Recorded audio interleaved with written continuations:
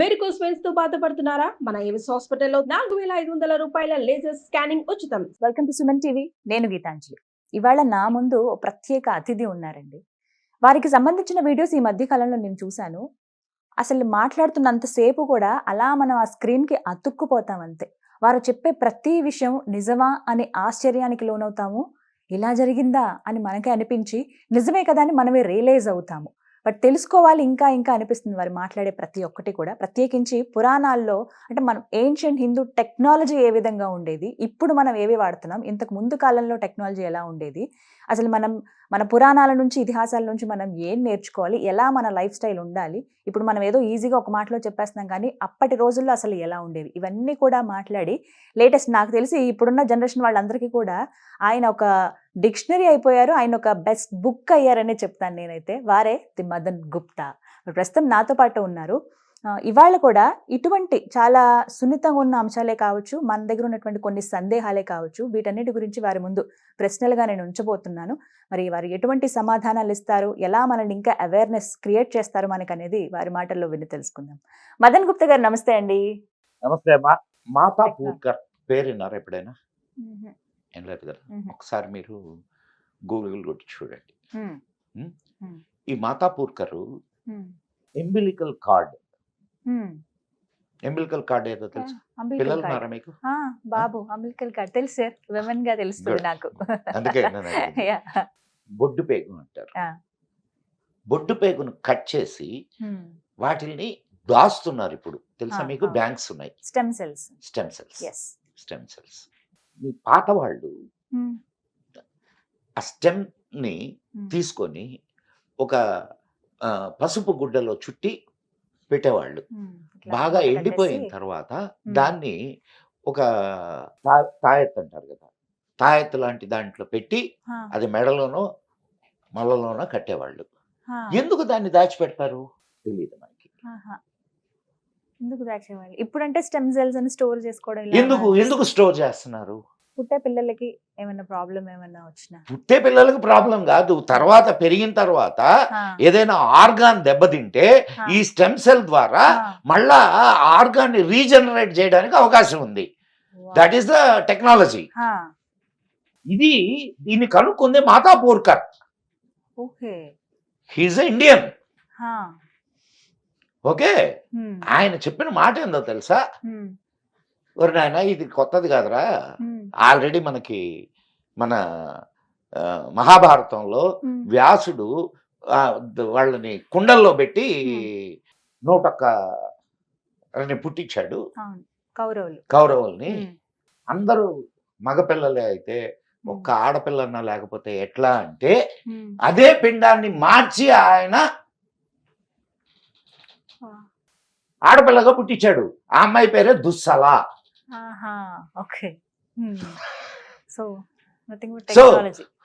Why chromosome, X chromosome, ఇవన్నీ ఆనాటి వాళ్ళకి తెలుసు అనే కదా. చూస్తున్న ఐవీఎఫ్ పద్ధతే అప్పుడు చేసినటువంటి. ఇప్పుడు మనం ఫస్ట్ మనం ఏం చేయాలా అంటే దాని మీద పరిశోధనలు చేయాలా. అండ్ ఎగిరే విమానాలు ఉన్నాయి. పుష్పక విమానానికంటే ముందు కూడా ఉన్నాయి విమానాలు. ఎగిరే పురాలు. పుష్పక విమానం అంటే ఏమనుకుంటున్నావు చెప్పు నాకు? నువ్వేమనుకుంటున్నావు? సినిమాలో చూసాను. అదే, సినిమాలో కాదు, మామూలుగా పుష్పక విమానం అంటే ఏమని అనుకుంటుంటారు? ఇట్లా రెక్కలు ఉంటాయి, ఇట్లా పైకి ఎగురుతుంది, ఏదో నలుగురు కూర్చొని ఉంటారు అంతే. ఒకసారి రామాయణంలో పుష్పక విమానం యొక్క వర్ణన చదువు, తెలుస్తుంది. కెపాసిటీ ఎంత ఉంటుందో ఆ లెక్కన. ఒక పురం, అది అంటే ఒక ఊరు. దాంట్లో ఒక ఇది చెప్తారు, ఎంతమంది ఎక్కినా ఇంకొకటి చోటు ఉంటది అని. ఎలా సార్ ఇవన్నీ? అంటే అంత పెద్ద విమానాలు ఉండేవి. సరే, ఉండేవా లేవా అయన్న కవుల కల్పన, ఓకే. దానికి ముందు కూడా మనకు త్రిపురాసుర సంహారం అని ఒక కథ ఉంది. శివుడు త్రిపుర 3 పురాల్ని 3 ఎగిరే పురాలు అవి. ఆహా. ఆ. ఎగిరే ఉమ్. పట్టణాలమ్మా. ఉమ్. పురము అంటే పట్టణము అని. పట్టణం. ఉమ్. ఎగిరే పట్టణాలు అవి. ఉమ్. ఒక పట్టణం పైన ఎగరుతుంటే వచ్చి ఇక్కడ దిగింది అనుకో, ఏంది పరిస్థితి? ఇక్కడ ఉన్నవంతా మొత్తం స్మాష్. అంతే. ఉమ్. అంటే అంతంత పెద్ద విమానాల్ని, అంతంత పెద్ద వీటిల్ని ఉమ్. తయారు చేశారు. సో టెక్నాలజీ డెఫినెట్ గా ఉంది. అది అప్పుడున్న పద్ధతిలో అలా ఉండేది. ఇప్పుడు మనం చూస్తున్న పద్ధతి ఎలా ఉండేదో తెలియదు. ఉమ్. అప్పుడున్న పద్ధతిలో ఇప్పుడు దాని మీద ఉమ్. ఇప్పుడు మనకు వైమానిక శాస్త్రం ఉంది, భారద్వాజుడు రాసింది. ఉమ్. 3800 విమానాలను గురించి చెప్పాడు దాంట్లో ఆయన. ఉమ్. 3800. ఉమ్. ఉంది, నా దగ్గర ఉంది పుస్తకం. ఉమ్. తెలుసుకోవాలంటే చాలా సబ్జెక్ట్ ఉంది సార్ అయితే. ఈ ప్రపంచం మొత్తంలో ఉమ్. నాశనం కాకుండా మిగిలి ఉన్నటువంటి ఏకైక జాతి, ఏకైక సంస్కృతి నీదే. ఉమ్. నీదేనమ్మా. ఉమ్. అవునా కాదా? Yeah. తక్కిన అన్ని సంస్కృతులు నాశనం అయిపోయినాయి. ఉమ్. దేశాల ఎల్లలు మారిపోయినాయి. ఉమ్. మనుషుల మనస్తత్వాలు మారిపోయినాయి. ఉమ్. వాళ్ళ సంస్కృతి సాంప్రదాయాలు అన్నీ నాశనం అయిపోయినాయి. ఉమ్. ఇంకా మిగిలింది అంటే అది నీ జాతి, నీ సంస్కృతి. అదొకటే. రైట్. ఇప్పుడు మాటల్లో అన్నారు దేశాల ఎల్లలు కూడా దాటిపోయాయి. అసలు అఖండ భారతదేశం ఎలా ఉండేదండి? భరతవర్షే భరతఖండే మేరోహ దక్షిణ దిగ్భాగే. ఇప్పుడు మనం సంకల్పంలో చెప్పుకుంటాం. సంకల్పం చెప్పేటప్పుడు చెప్పు. అవునా కాదా? ఉమ్. భరత ఖండము ఉమ్. And Pakistan, Afghanistan, Iran, Iraq, Uzbekistan, ఉమ్. కజకిస్తాన్, ఉమ్. నీకు ఇంకొక మంచి ఇటు శ్రీలంక, ఇటు మాల్దీవ్స్, ఇవన్నీ కూడా మనకు ఉపద్వీపాలు అయ్యి. ఉమ్. 8 ఉపద్వీపాలని చెప్పారు మన పురాణాల్లో. ఉమ్. అసలు యాక్చువల్గా ఇప్పుడు మనం శ్రీలంక అంటాం కదా, ఉమ్. శ్రీలంక రావణ లంక కాదు. ఉమ్. మరి సార్ ఇప్పుడు నేను దాన్ని ఇది ఎక్కడ ట్విస్ట్? ట్విస్ట్ కాదు, నిజం. అమ్మాయి కాలక్కాడు ఉమ్. దగ్గర మహేంద్ర పర్వతం ఉంది ఉమ్. తమిళనాడులో. ఉమ్. మహేంద్ర పర్వతం నుంచి రామాయణంలో ఆయన ఏం చెప్పాడు? మహేంద్ర పర్వతం నుంచి హనుమంతుడు 100 యోజనాల దూరంలోని ఉమ్. లంకకు వెళ్ళాడు. ఉమ్. దాన్ని ఈయన వర్ణిస్తాడు. ఎవరు? సుగ్రీవుడు. ఉమ్. అక్కడ 100 యోజనాల దూరంలో ఉమ్. ఒక లంక ఉంది, అది 100 యోజన విస్తీర్ణము అని. అక్కడ 11 పాయింట్ సంథింగ్, ఉమ్. అంటే 1200 అనుకుందాం. ఉమ్. 12 కిలోమీటర్లు ఉమ్. యోజనము అంటే. మరి 100 యోజనాలు అని అంటే 1200 కిలోమీటర్లు. ఉమ్. ఇప్పుడు భారతదేశం నుంచి శ్రీలంక ఎంత దూరం ఉందమ్మా? ఆ వారధి ఎంత ఉంది? చాలా తక్కువ, 10లోనే ఉంది. 50 కిలోమీటర్లు, 50. 56 కానీ కిలోమీటర్లు. ఇక్కడ నుంచి చూసినప్పుడు వాళ్ళ ఇవి కూడా కనిపిస్తాయి కదా సార్. ఇప్పుడు నేను అదే చెప్తుంది, 56 కిలోమీటర్లు. 56 అంతే. ఉమ్. శ్రీలంక విస్తీర్ణం ఎంతో తెలుసా? ఉమ్. 346 కిలోమీటర్లు. మరి ఇందాక చెప్పిన లెక్కకి ఇప్పుడు 1200 కిలోమీటర్ల రేడియస్ ఇది రావణలంక. 100 యోజనాలు అంటే 1200 కిలోమీటర్ల దూరం. దూరం ఉంటుంది. అది ఈ లంక ఎందుకు అవుద్ది? దీని అసలు పేరు సింహళం. సింహళం. సింహళం. ఉమ్. 4 మందంగాళ్ళు వచ్చారు కదా మనల్ని దోచుకోవడానికి. ఉమ్. బ్రిటిష్ వాళ్ళు, వీళ్ళు ఉమ్. వాళ్ళకి నోరు తిరక్క ఉమ్. సిలోన్ అనడం మొదలెట్టారు. ఆహా. అది సిలోన్గా ఉండింది. ఉమ్. 1948లో దానికి స్వాతంత్రం వచ్చింది. 1973లో దానికి లంక అని పేరు పెట్టారు. ఉట్టి లంక అంటే బాగుండదని దానికి శ్రీ అని తగిలిచ్చారు. మరి ఇంతకీ అసలు రావణ లంక ఎక్కడుంది? లేదు, మాల్దీవ్స్ దగ్గర ఉంది. కానీ మాల్దీవ్స్ దగ్గర అంటే ఓషనోగ్రఫీ ఇది చేసిన సైంటిస్టులు ఏం చెప్తున్నారా అంటే 5000 నుంచి ఒక 10,000 సంవత్సరాల లోపల ఒక పెద్ద సునామీ లాంటిది వచ్చింది. అండ్ టెక్టోనిక్ ప్లేట్స్ లో కదలికలు జరిగినాయి. దానివల్ల ఒక పెద్ద భూభాగం సముద్రంలోకి కుంగిపోయింది అని చెప్తున్నారు. ఓకే, అదే లంక అయి ఉండొచ్చా? అప్పుడు రాముల వారు కట్టిన రాళ్ళు కానీ ఏవి ఇంకా లేవు. ఎట్లా నీకు సముద్రంలో మునిగిపోయి ఉన్నాయమ్మా, సముద్రంలో మునిగిపోయి ఉన్నాయి. అక్కడి నుంచి ఇప్పుడు అది ఓషన్, నీకు లోపల ఇప్పుడు దీన్ని ద్వారకాని ఐడెంటిఫై చేశారు. మన మోడీ గారు కూడా వెళ్ళి అక్కడ దండం పెట్టుకొని వచ్చారు కదా, పూజ అవి చేశారు, దండం పెట్టుకొని వచ్చారు కదా, చేశారు. కానీ దాని మీద మధ్యలోనే ఆపేశారు తెలుసా నీకు ఆ ప్రాజెక్ట్ ని. ఎందుకంటే యాక్చువల్లీ నవంబర్ లో పర్మిషన్ ఇస్తారు, అందరికి వెళ్ళడానికి వీలుంటుంది. ప్రాజెక్ట్ దాన్ని ఎక్స్కవేట్ చేసే ప్రాజెక్ట్ ఒకటి ఉండే మన విదేశాల ఫండింగ్ తో కొన్ని బృందాలు వెళ్ళి అవన్నీ టెస్టులు చేసి వచ్చేవి. వాళ్ళకి కావాల్సినటువంటి ఇన్నర్ ఇవన్నీ కూడా ఏర్పాటు చేశారు, దాన్ని ఆపేశారు. ఎందుకని? ద్వారక ఉంది అని తెలిస్తే మహాభారతం కరెక్ట్ ఉన్నట్టే కదా. మహాభారతం ఉంది జరిగింది అని అంటే కృష్ణుడు, ధర్మరాజు వీళ్ళందరూ ఉన్నట్టే కదా. ఇప్పుడు దాకా మనకు నూరిపోసింది ఏంది? అవన్నీ పుకిటి పురాణాలు, అంతే కదా. మరి నీకు ద్వారక కళ్ళ ముందు కనిపిస్తుంటే అది పుకిటి పురాణం ఎట్టవుద్ది? ద్వారక మునిగిపోయిందన్న సంగతి కూడా మనకి మహాభారతంలో ఉంది. అంత భయంకరమైన కుట్ర మన మీద జరిగింది. కానీ ఇప్పుడు రామసేతు అన్నారు మీరు, మాల్దీవ్స్ దగ్గర అని చెప్పారు. కొంతమంది ఏమో ఆస్ట్రేలియా అని చెప్పి కూడా చెప్తున్నారు. ఆస్ట్రేలియానే అసలు లంక నీకు నేను కానీ ఒకటే సర్ప్రైజింగ్ అనిపించింది మీరు చెప్పిన దాంట్లో. అంటే ఇప్పుడు మనం చూసి నమ్ముతున్నటువంటి రామసేతు అది రాముడు కట్టింది కాదా? కాదు, ముమ్మాటికి. ఎందుకు మరి దాన్ని రామసేతు అని అంటున్నారు? These are all temple tourism. ఇది కూడా ఉందంట. కానీ ఇప్పుడు శ్రీలంకకి ఇంతమంది వెళ్తున్నారు మనోళ్ళు, ఇండియా వాళ్ళు వెళ్ళి అక్కడ ఇదిగో ఇక్కడే అదే వాడు రావణుడు వాడి శరీరం ఉంది, ఒక పుష్పక విమానం ఇక్కడే పుష్పక విమానం ఆగింది, నల్లగా ఉంటుంది చూడండి.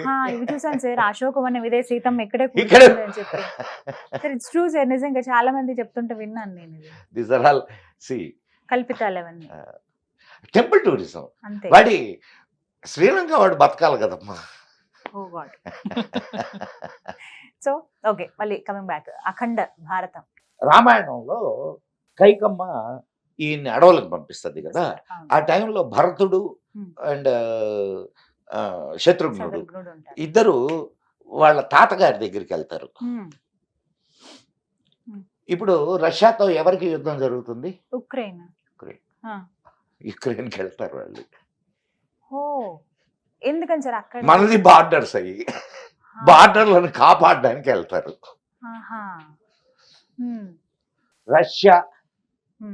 రష్యా సంస్కృత నామం ఏందో తెలుసా? వృక్ష. వృక్ష అంటే ఏందో తెలుసా? ఎలుగుబంటి. సోవియత్ రష్యా శ్వేత వృక్ష, తెల్ల ఎలుగుబంటి. తెల్ల ఎలుగుబంట్లు ఉండే ప్రదేశం కాబట్టి దానికి శ్వేత వృక్ష అని పేరు వచ్చింది. పోలార్ బేర్స్ అంతే కదా. విన్నా ఎప్పుడైనా ఇది? మీరు చెప్పింది అయితే వెళ్ళలేదు. తెల్ల ఎలుగుబంటి అంటే పోలార్ బేర్, అదొకటే అక్కడ వరకు తెలుసు. శ్వేత వృక్ష అంటారు తెల్ల ఎలుగుబంటిని. ఇలా చాలా దేశాల పేర్లు మన సంస్కృత నామాలు ఉన్నాయి కదా సార్ వాటికి. ఆఫ్ఘనిస్తాన్ బాగ్దాద్ ఉందా? బాగ్దాద్. బాగ్దాద్ ఎవరి పేరు మీద వచ్చిందో తెలుసా నీకు?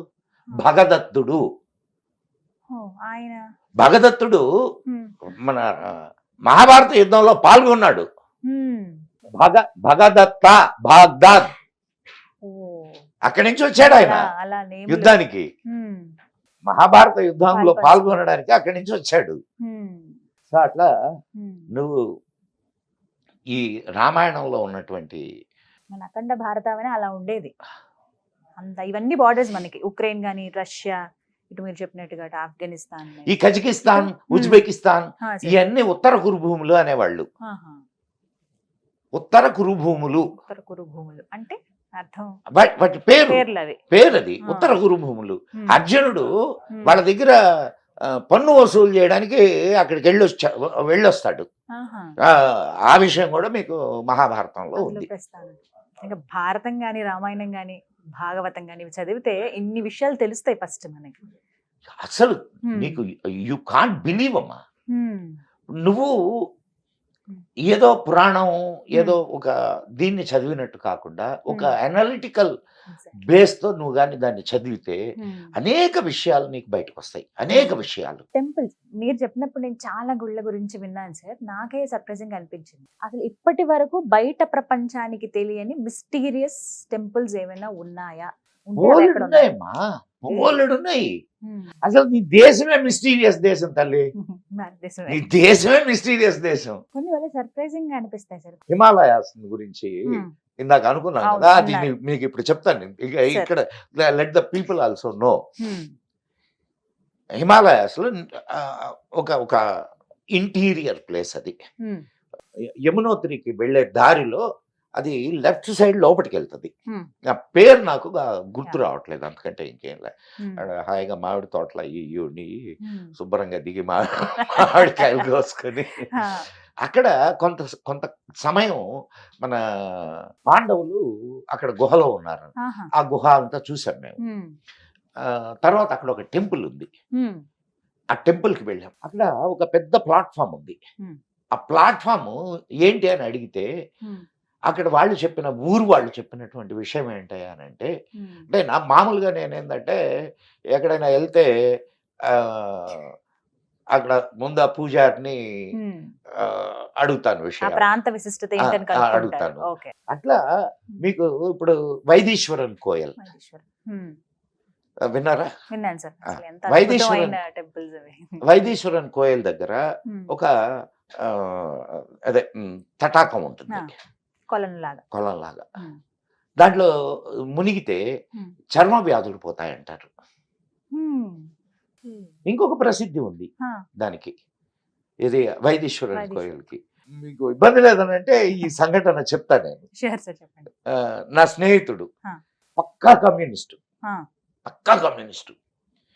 ఎంత ఇదంటే ఏదైనా ఉపన్యాసాలు చెప్తుంటే ఇది దేవుడి గురించి 4 మంచి మాటలు మాట్లాడుకుంటుంటే నేరుగా వాళ్ళ దగ్గరికి వెళ్ళి వాళ్ళని ఇంకా ప్రశ్నలతో ఇసిగించేసేవాడు. సరే మేమందరం కలిసి కూర్చొని, నేను I was in medical profession, public సెక్టర్లో, సెంట్రల్ గవర్నమెంట్లో కూర్చొని మాట్లాడుకుంటుండేవాళ్ళం. ఇట్లా మాట్లాడుకుంటూ నేను వాడితో అన్నా, ఇక్కడ వైదీశ్వరన్ కోయల్ అని ఉంది, అక్కడ నీకు థంబ్ ప్రింట్ తీసుకొని నీ జాతకం చెప్తారు అన్న. ఏ పో అవన్నీ ఏం లేదు అని అన్నాడు. మరి ఏమనుకున్నాడు? అయితే వాడి దగ్గర ఉన్న మంచి గుణం ఏంటంటే ఏ విషయాన్ని అయినా సరే పరిశీలిస్తాడు. పరిశీలించి ఇది నిజమా కాదా అని నిర్ధారణ చేసుకుంటాడు. నేను ఇది వాడి పేరు కూడా చెప్తాను, మీరు కావాలంటే ఎంక్వైరీ చేసుకోవచ్చు. రాధికా మోహన్ వాడి పేరు. ఇప్పుడు ఎక్కడున్నాడో తెలియదు నాకు. ఈ మాట చెప్పంగానే వాడు ఇంకొక ఫ్రెండ్, ఇద్దరు అప్పుడు నెల్లూరులో నేను వర్క్ చేస్తున్నా, బండి వేసుకొని వెళ్ళిపోయారు వైదీశ్వరన్ కోయల్కి. వెళ్ళిపోయి వాడికి అక్కడ ఒక పెద్ద ఆయన ఉన్నాడట, ఆయన ఇప్పుడు లేడు. ఆయన నేనే చెప్పా అతనికి, ఇదిగో పలానా చోట పలానా వాళ్ళు ఉంటారు. ఆయన దగ్గరికి వెళ్ళారు వీళ్ళు. నువ్వు నైనా రేపు రానన్నా అని చెప్పారు. మళ్ళా ఆ రోజు ఉండి రేపు రెండో రోజు వెళ్ళాడు. రెండో రోజు వెళ్ళి ఆ తర్వాత నుంచి వాడు నాకు కనిపించడం మానేశాడు. 2 నెలల తర్వాత వాడు నాకు కనిపించాడు. నేను పట్టుకున్నా. అప్పుడు గడ్డం పెరుగుంది కొంచెం. పట్టుకొని ఏందిరా ఏమయ్యావు, అసలు ఏంది, నువ్వు వైదీశ్వరన్ కోయల్ అని చెప్పాను అప్పుడు, అదే లాస్ట్ అంటే వాడు ఏం చెప్పాడంటే, అప్పుడు తెలియదు వీడు పోయి వచ్చిన సంగతి కూడా. నువ్వు చెప్పిన తర్వాత పోయి వచ్చాను గురు. మరి ఏంట్రా అంటే, ఏం లేదు గురు, అంతా రాసి ఉంది గురు, రాసిన ప్రకారం జరుగుతుంది గురు అన్నాడు ఆయన. నేను వాడు చెప్పుకొచ్చాడు. హా. నన్ను ఆయన థంబ్ ప్రింట్ చూడగానే ఆయన నీ తల్లి పేరు ఇదిగో ఈ అక్షరంతో మొదలవుద్దా అని అడిగాడు. అవును అంటే నా తల్లి పేరు చెప్పేశాడు. నా తండ్రి పేరు ఈ అక్షరంతో మొదలవుద్దా అంటే అవునన్నాను. తండ్రి పేరు చెప్పేశాడు. నా పేరు రాధికా మోహన్ అనేది కొంచెం ఇదైన పేరే కదా, అంటే కాస్త కామన్ నేమ్ అయితే కాదు కదా. నా పేరు చెప్పాడు. అండ్ నాకు కడుపు మీద కత్తి ఘాటు ఉందని కూడా చెప్పాడు. అంత ఎగ్జాక్ట్ గా నువ్వు ఇక్కడ వచ్చే సమయానికి నీ భార్య 6వ నెల గర్భవతి అని కూడా చెప్పాడు అని చెప్పాడు. Oh my God. మరి దీన్ని ఏమంటారు? ఒక వేలు ముద్రతో అన్ని అగస్త్యనాడి అంటారు దాన్ని. అగస్త్యనాడి. దాంట్లో నిజాలు నాకు తెలియవమ్మా. బట్ ఇంకా నేను జరిగిన సంఘటన మళ్ళా ఇంకొకటి కూడా చెప్పాడు మీకు. ఇది విచిత్రమైన విషయం. నువ్వు ఇక్కడ వచ్చి నా తర్వాత 6 నెలలకు మళ్ళా ఈ ప్రదేశానికి దగ్గర ప్రదేశంలోనే నువ్వు వస్తావని చెప్పాడు. 6 నెలల తర్వాత వాడికి ట్రాన్స్ఫర్ అంటే అటువైపే వెళ్ళాడు. Oh my God. అంత ఎగ్జాక్ట్ గా వాళ్ళంతా నిష్ణాతులు. వాడు ఆ తర్వాత 2-3 సంవత్సరాల తర్వాత ఎప్పుడో కనిపించాడు నాకు. శుభ్రంగా గడ్డం పెంచుకొని కాషాయ బట్టలు వేసుకొని విభూతులు ధరించి. నేను జరిగిన సంఘటన. దీనికి మీరేం పేరు పెడతారో నాకు తెలియదు. ఇది విచిత్రమా లేకపోతే ఇది ఏదైనా మాయమంత్రమా అనేది కూడా నాకు తెలియదు. సో ఇలాంటి దీన్ని ఏమంటారు అనేది నాకు అంటే మీకేమనిపించింది సార్? అంటే అలాంటి మనిషి ఇలా మారిపోయారు అన్నప్పుడు మీకేమనిపించింది? ఏమనిపిస్తుందమ్మా, కళ్ళు పెద్ద అయినాయి అంతే. నమ్మశక్యంగా అనిపించలేదు. అసలు ఎలా మాట్లాడేవారు, ఎలా అయిపోయారు? అరే ఆడి కత్తితో ఎందుకు పడిచారు తెలుసా? విద్యార్థి పరిషత్ వాళ్ళకు గొడవ అయింది. వీడు కమ్యూనిస్టు, విద్యార్థి పరిషత్ వాళ్ళతో వీడు ఏదో నేను చెప్తున్నది 40 సంవత్సరాల క్రితం సంగతి తల్లి. గొడవ అయ్యి వాళ్ళు కత్తితో పడిచారు వీడిని. అది కూడా ఆయన చెప్పేశారు. సో వైదీశ్వరన్ కోయిల్ అక్కడ జరిగింది. అక్కడికి నెహ్రూ వెళ్ళాడు. నెహ్రూ జాతకం కూడా అక్కడ చూపించబడిందని చెప్తారు. ఇంకా ఇలాంటి మిస్టరీస్ టెంపుల్స్ చాలా ఉన్నాయమ్మా. మన తెలుగు రాష్ట్రాల్లో ఉన్నాయి సార్ అట్లా ఏమైనా? తెలుగు రాష్ట్రాల్లో నాకు ఎక్కడ అంత అంటే ఇక్కడ కొన్ని ఉన్నాయి. కొన్ని విషయాలు ఇక్కడ ఉన్నాయి. ఇప్పుడు ఛాయా సోమేశ్వరాలయం దగ్గర నల్గొండ అండ్ ఏడుపాయల జాతర తెలుసా? ఏడుపాయల జాతర కాగానే వర్షం వస్తుంది. జాతర కాగానే వర్షం వస్తుంది. మరి దానికి ఏంది రీజను? అన్ని లింకప్ అయి ఉంటాయి. నువ్వు ఎక్కడ పుట్టావు? ఏది? నేను పుట్టింది హైదరాబాద్. ఊరది కానీ పుట్టింది హైదరాబాద్. పాలకోడూరు ఎక్కడ దగ్గర? భీమవరంకి దగ్గర. భీమవరంలో ఒక టెంపుల్ ఉంది తెలుసా మీకు? సోమేశ్వర స్వామి. సోమేశ్వరాలయం చంద్రస్థాపితం అంటారు. అది దాని విశిష్టత ఏంటో తెలుసా మీకు? అమావాస్యకి ఒక రంగులో, పౌర్ణమికి ఒక రంగులోకి మారిపోతూ ఉంటుంది. విచిత్రంగా అసలు అది నిజంగా అద్భుతం అండి. తెల్లగా కాదు, నీ ఊరి పక్కనే ఉంది కదా అది. పంచారామాల్లో ఒక క్షేత్రం. క్షీరారామం పక్కనే, దాక్షారామం. నేను అన్ని ఏరియాలన్నీ హాయిగా తిరిగానమ్మా. అట్లాంటి విచిత్రాలు నువ్వు నెల్లూరు దగ్గర ఒక టెంపుల్ బయటపడింది, ఇసుకలో కూరుకుపోయింది. మొన్న సినిమాలో కల్కి సినిమాలో చూపించారని చెప్పి ఒక టెంపుల్ నెల్లూరు దగ్గర. ఇలా చాలా టెంపుల్. సంగమేశ్వర స్వామి 4 నెలలు మాత్రమే చూడగలుగుతాం, మిగతా అంతా వాటర్ లోనే ఉంటుంది ఎప్పుడు. సో ఇలాంటి అద్భుతమైనవి చాలా ఉన్నాయి. ఇట్లా నువ్వు చెప్పుకుంటూ వెళ్తే అసలు దీనికి అంతం అనేది ఉండదు. ఒక్కొక్క చోట ఇప్పుడు కొన్ని న్యాచురల్ గా ఉండేటటువంటి ఇవైతే కొన్ని మానవ నిర్మిత అద్భుతాలు.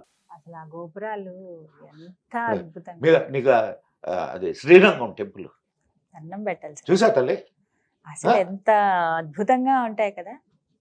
ఇలా అయితే చూడు, నేను వెనక్కి ఇలా పడిపోతాను. నీకు మెడ నొప్పి పుట్టింది అసలు. నువ్వు అది అంతే దాని బాగుంటుంది. మీద ఉన్న ఆర్కిటెక్చర్ చూడడానికి కూడా నీకు అంత ఇది దొరకదు. కళ్ళు ఇంకా అలా ఉండిపోతాయి సార్ అక్కడ. మధురై. మధురై మీనాక్షి టెంపుల్ ఉమ్, ఎంత, కంచి. ఉమ్, నువ్వు ఏ టెంపుల్ తీసుకోమ్మా, తమిళనాడులో ఏ టెంపుల్ తీసుకున్నా ఉమ్, ఒక్కొక్కటి ఒక్కొక్క అద్భుతం, ఉమ్. ఒక్కొక్కటి ఒక్కొక్క అద్భుతం. So, temples నీకు అంటేనే mystery. ఏదో బయటకి కనిపించే టెంపుల్స్ కొన్ని ఉన్నాయి, ఉమ్, అంటే ఇట్లా పెద్ద పేరున్న టెంపుల్స్. ఉమ్, ఒక్కొక్క ఊళ్ళో ఒక్కొక్క టెంపుల్ ఉన్నాయి, ఉమ్, పెద్ద పెద్ద టెంపుల్స్. ఉమ్, మేము ఒకసారి నేను ఎప్పుడైనా సరే ఓ 10 రోజులు 15 రోజులు అట్లా వెళ్ళిపోతాను. టూర్ వెళ్తూ ఉంటారా? టూర్. ఓకే. నేను మా ఆవిడ ఉమ్, చెరుకు సంచి వేసుకుంటాము, ఉమ్. ఇద్దరం వెళ్ళిపోతాం. ఎక్కడ రాత్రి అయితే అక్కడ ఏదైనా చిన్న అంటే వసతి, చిన్న వసతి, అదే పెద్ద పెద్ద లాడ్జీలు అట్లా ఏముండవు, చిన్న వసతి. ఉమ్, ఏమి లేకపోతే గుళ్ళో పడుకుంటాం. ఆహా. మరి నువ్వు కర్ణాటక వెళ్ళు, ఉమ్, అక్కడ కూడా చాలా హా, మురుడేశ్వర్. ఆ గోపురం కూడా ఎంత బాగుంటుంది సార్ అసలు. ఎంత అమ్మాయి వర్ణించలేము. నీకు అసలు ఇప్పుడు అవన్నీ చూస్తుంటే నీ దేశం మీద నీకు ఒక ప్రేమ కలగడం లేదా? భక్తి, గౌరవం. గౌరవం, ప్రేమ. బా, నా ఖచ్చితంగా. దేశం ఎంత అద్భుతమైన దేశం అనిపించట్లే? ఖచ్చితంగా అనిపిస్తుంది సార్. అది ఉమ్, కర్ణాటకలో ఉమ్, అద్భుతమైన శిల్ప సంపద. ఉమ్, బేలూరు, హళిబేడు ఉమ్. అండ్ ఇక్కడ హంపి, విజయనగరం. అవును, ఎన్ని చాలా ఉన్నాయి ఇలాంటి అద్భుతం. అయితే నాకు ఒక సందేహం అండి. కైలాష్ పర్వతం, చాలా మంది ఆ పర్వతాన్ని దూరం నుంచి చూడడమే ఒక భాగ్యం అనుకుంటారు. కొంతమంది అయితే ఫ్లైట్ లో నుంచి వెళ్తూ చూస్తారు అక్కడి వరకు. ఇంకొంతమంది దూరం నుంచి, ఈ మధ్య ఫ్లైట్స్ లో ఇగోండి దాని చూడండి పైనుంచి అని వెళ్ళవు. పక్క దూరం నుంచి సార్, ఎంత అంటే అక్కడెక్కడో కనిపిస్తుంటుంది, దర్శనం చేసుకోండి అని చెప్తారు. ఇక్కడే చేతిలో ఉన్న లింగానికి అభిషేకం చేయడం అన్ని చేస్తారు. ఇంకొంతమందికి కొంచెం అవకాశం అంటే ఆ దూరం నుంచి ఇక్కడే సాష్టాంగ నమస్కారాలు పెట్టుకుని ఇక్కడి నుంచి వస్తారు అంత దూరం. ఎందుకమ్మా తిరుగుతారు, ప్రదక్షిణ చేస్తారు. ప్రదక్షిణ ఉంటుంది కొంతమంది, కానీ దాన్ని ఎక్కే ప్రయత్నం అనేది ఎవరు చెయ్యరు. అసలు అది అసాధ్యం అని చెబుతూ ఉంటారు. ఎందుకు అసలు అక్కడ ఏముందని? ఇందాక మనం కూర్చునే దానికి ముందు మన మిత్రుడు కార్తీక్ ఒక ప్రశ్న వేశాడు. సార్, ఈ జ్యోతిర్లింగాలు, శక్తిపీఠాలు ఇవేంటి సార్ అని. మీకు ఎనర్జీ ఒకటి ఉంటుందమ్మా, ఒక ఎనర్జీ ఉంది అక్కడ. అది ఏ ఎనర్జీ అనేది ఎవరికి తెలియదు. మీకు ఒక 60 years బ్యాక్ అనుకుంటాను, ఒక పర్వతారోహకుడు కొంత దూరం ఎక్కాడు. కైలాస పర్వతం. ఎక్కితే అతని శరీరం ముడతలు పడిపోయింది, గోళ్ళు పెద్ద అయిపోయినాయి, అండ్ ముసలితనపు ఛాయలు వచ్చినాయి, దిగొచ్చేసాడు. ఇది ఇట్ వాజ్ రికార్డెడ్. సో ఇప్పటికీ అది ఒక విచిత్రమైనటువంటి పర్వతం. ఇదే. నేను ఇప్పటికైతే నాకు చూసే భాగ్యం ఇంకా కలిగించలేదు ఆ శివయ్య. ఎప్పుడు ఆయన కలిగిస్తాడో అనుగ్రహం ఉండాలి తెలియదు. నిజంగా. కలిగిస్తాడో కలిగించడో కూడా కానీ అసలు తెలీదు. నార్మల్ వీడియోలో చూస్తేనే గూస్ బంప్స్ వచ్చేస్తాయి సార్ అసలు. అసలు ఆహా. అద్భుతం అమ్మా. నిజంగా అది శివయ్యే అద్భుతం. అక్కడ కొలువై ఉన్నారు అంతే. అని నమ్ముతాం మనం అందరం. ఎంత ఎనర్జీ అక్కడ ఉన్నదో ఆలోచించు ఒక్కసారి. హ్మ్. నీకు ఆ పర్వతం ఎక్కుతుంటే ముసలితనం వస్తుంది అని అంటే దాన్ని బట్టి అర్థం చేసుకో. హ్మ్. కొంతమంది మాత్రమే ఎక్కిన వాళ్ళు ఉన్నారు. హ్మ్. ఎక్కారు. ఎక్కారు. ఓకే. హ్మ్. నీకు మరి టిబెట్కి వాళ్ళకి సంబంధించిన అలాంటి అనుభవం. లామాల్లో హ్మ్. ఒక లామా ఉన్నాడు, ఆయన ఎక్కినట్టుగా ఒక హ్మ్. కథనం ఉన్నది. ఓకే. తర్వాత ఇప్పుడు అమ్మ, హ్మ్. ఋషులు మునులు వీళ్ళు ఎక్కగలిగిన వాళ్ళు ఉన్నారు, హ్మ్. ఎక్కిన వాళ్ళు ఉంటారు. వాళ్ళు నీకు కనిపించరు, వాళ్ళు నీకు చెప్పరు. మనం అక్కడికి వెళ్తే మళ్ళా వెనక్కు రాము. మనలాంటి ఇప్పుడు వాళ్ళం అయితే. కాదు కాదు వాళ్ళ ఇప్పుడు అటువంటి వాళ్ళ Yes. సాంగత్యంలోకి వెళితే నువ్వు ఈ ప్రపంచం మీద నీకు ఇది ఉండదు. హ్మ్. సో ఈ ప్రపంచానికి తెలిసేది ఎట్లా? హ్మ్. తెలిసే అవకాశం లేదు. లేదు. హ్మ్. కాబట్టి అది ఎప్పటికీ ఒక మిస్టరీగానే అంత ఎనర్జీ అక్కడ ఉంటుందన్న అంత పర్టికులర్ ఎనర్జీ గా కొంత టైం అంత ఎనర్జీ కొన్ని సంవత్సరాల తర్వాత మళ్ళీ పర్మిషన్ ఇవ్వటం, ఈసారి కొంతమంది యాత్రికులు వెళ్ళడం చూసాం. అది యాక్చువల్గా మందమ్మా, యాక్చువల్గా మంది మంది ఆ, ఉమ్, మన కైలాస కైలాస పర్వతం. పర్వతం అమ్మా, ఉమ్, శివుడు నివసిస్తాడనే పర్వతం కదా అది. ఉమ్, ఆ, మన నెహ్రూ మహాత్ముడి ఉమ్, చలవ వల్ల దాన్ని చేజార్చుకున్నాం. ఉమ్. 1962 వార్లో ఉమ్, వి లాస్ట్. ఉమ్. లేకపోతే ఎంతటి భాగ్యం మనది. కానీ ఇప్పటికీ మన శివయ్య అని మనం భావిస్తాం కదా సార్. అక్కడికి వెళ్ళిన ఎక్కడుంటే ఆయన మనోడే. నార్త్ నుంచి అంతా బోలే బాబా అని పిలుస్తూ ఉంటారు ఆయన. మనం అంటే శివయ్య ఇలా రకరకాల పేర్లతో మనం పిలుస్తాం. నువ్వు కానీ ఏ పేరుతో ఆయన పిలువమ్మా. చక్కగా చెప్పారు sir. Thank you so much for your time. నమస్కారం. ఓం నమ శివాయ.